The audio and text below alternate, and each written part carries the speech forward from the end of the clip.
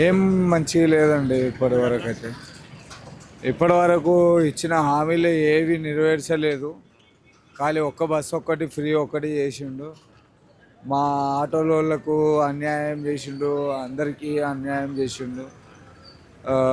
ఇప్పటి వరకు అన్ని ధరలు అన్నీ పెరిగి ఉన్నాయి. వీటిని నియమించే ఏం లేదు. మా ఆటో వాళ్ళకు 1000 రూపాయలు ప్రతి నెల ఇస్తా అన్నారు, అవి కూడా లేవు. పింఛన్లు కూడా ఇస్తలేరు. రైతు బంధు ఇస్తా అని చెప్పి రైతు బంధు కూడా ఇవ్వట్లేదు. 2 లక్షల రూపాయలు రుణమాఫీ చేస్తామని అన్నారు, అది కూడా చేయట్లేదు. ఇప్పటి వరకు మేమైతే కాంగ్రెస్కి ఓటేసి మేము చాలా బాధపడుతున్నాము.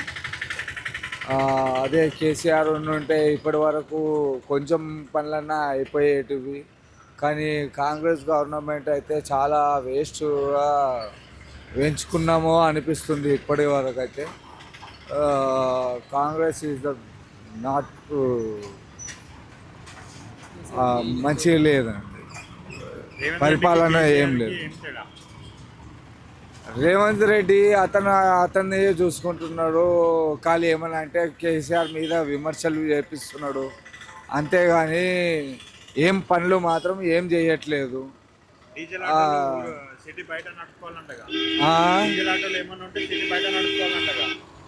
ఇప్పుడు మొత్తం ఆటోలన్నీ తీసేసి మొత్తం బయట నడిపించుకోవాలని అంటే ఎన్ని సంవత్సరాల నుంచి మేము ఇక్కడ నడిపించుకుంటూ పిల్లల్ని చదివించుకుంటూ అది చేసుకుంటూ ఉన్నాము.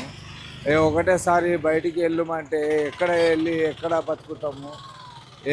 ఉన్న ఇల్లులు కూడా గులగొట్టేస్తున్నాడు. ఆ ఇల్లులు కూడా మాకు లేకుండా చేస్తున్నాడు. ఇందిరమ్మ ఇల్లులు ఇస్తా అన్నాడు, ఇందిరమ్మ ఇల్లులు ఇవ్వలేదు ఇప్పటి వరకు దాని గురించి ఒక మాట లేదు. మళ్ళీ రేషన్ కార్డులు ఇస్తామని అంటున్నారు, అవన్నీ చిత్తు కాగితాల కింద చెత్త కొండి లోపల వాడేస్తున్నారు.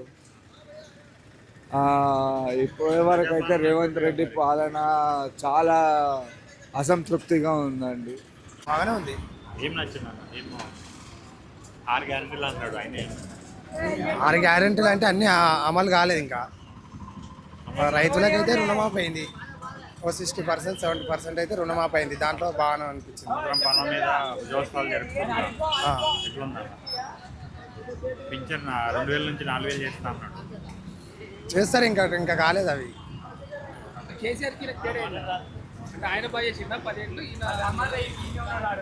ఆయన కేసీఆర్కి నాకు తేడా ఏంటంటే కొన్ని ఉద్యోగాలు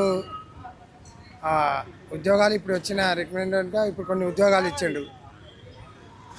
ఈ ఎగ్జామ్స్ కానీ ఎగ్జామ్స్ పెట్టారు కదా, ఏంటి ఎగ్జామ్స్ కూడా పేపర్లు లీక్ అవుడు, విద్యార్థులకు కూడా చాలా ఇబ్బంది అయినాయి.